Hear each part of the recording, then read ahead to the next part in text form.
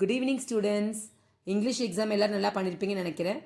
Rest எடுத்த டைமும் முடிய போகுது. ஸோ நம்மளோட ப்ரிப்ரேஷன் நம்ம ஸ்டார்ட் பண்ணலாம். அடுத்து நம்மளோட எக்ஸாம் அக்கௌண்டன்சி.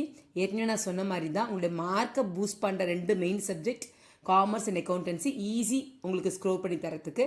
ஸோ கான்சன்ட்ரேட் பண்ணி நல்லா படிங்க, நல்ல ஸ்கோர் வாங்குங்க. பிகாஸ் காலேஜ் அட்மிஷன் ரொம்ப முக்கியம்.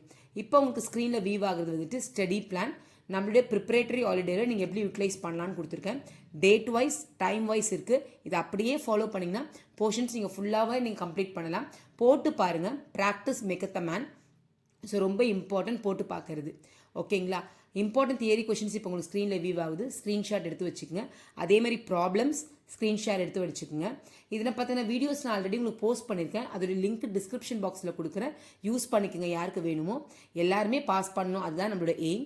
அதுக்கான கைடன்ஸ் தான் இப்போ நம்ம 1 மந்த்தாக கொடுத்துட்டுருக்கோம். ஸோ எல்லாருக்குமே இந்த கைடன்ஸ் போய் சேரணும். சேனலை சப்ஸ்கிரைப் பண்ணிக்கோங்க. நல்லா படிங்க, நல்லா எக்ஸாம் எழுதுங்க. All the best. God bless you all.